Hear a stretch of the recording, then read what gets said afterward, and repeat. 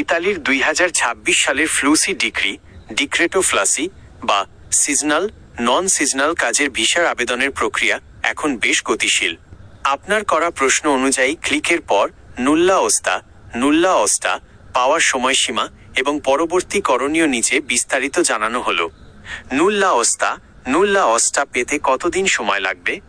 ইতালির নতুন নিয়ম 2026-2028 3 বছর মেয়াদী পরিকল্পনা অনুযায়ী নুল্লা ওস্তা পাওয়ার সময়সীমা আগের চেয়ে কমানো হয়েছে। সিজনাল বা কৃষিকাজ সিজনাল সাধারণত ক্লিক ডের পর সফল আবেদনের ক্ষেত্রে 20 দিনের মধ্যে নুল্লা ওস্তা ইস্যু করার লক্ষ্যমাত্রা নির্ধারণ করেছে সরকার।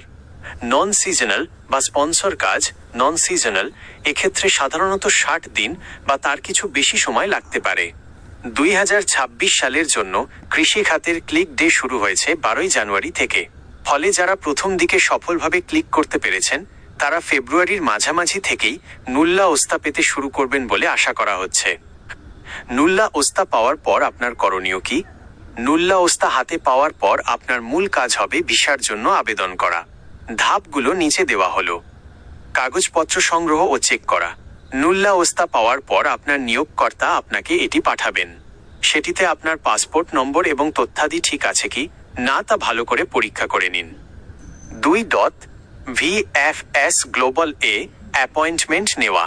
বাংলাদেশে ইতালির ভিসার কাজ পরিচালনা করে VFS গ্লোবাল।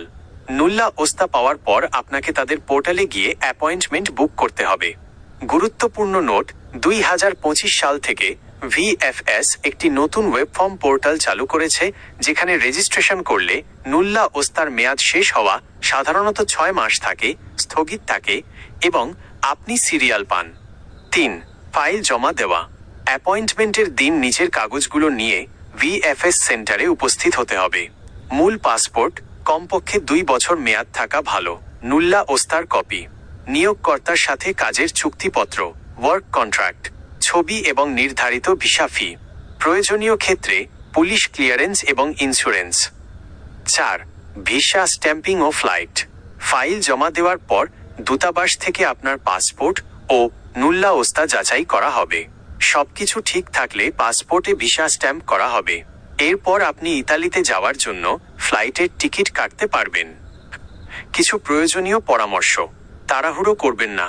নুল্লা ওস্তা পাওয়ার পর দ্রুত VFS এর সিরিয়াল পাওয়ার চেষ্টা করুন, কারণ অনেক সময় অ্যাপয়েন্টমেন্ট পেতে দেরি হয়। সতর্কতা, কোনো এজেন্টের কাছে নুল্লা ওস্তার জন্য বড় অঙ্কের টাকা দেওয়ার আগে নিশ্চিত হন যে আবেদনটি আসলেও সফল হয়েছে কিনা অনলাইনে চেক করা যায়। আপনি কি নির্দিষ্ট কোনো ক্যাটাগরিতে যেমন কৃষি বা কনস্ট্রাকশন আবেদন করেছেন? জানালে আমি সেটির বর্তমান কোটা পরিস্থিতি সম্পর্কে আপনাকে আরও তথ্য দিতে পারবো।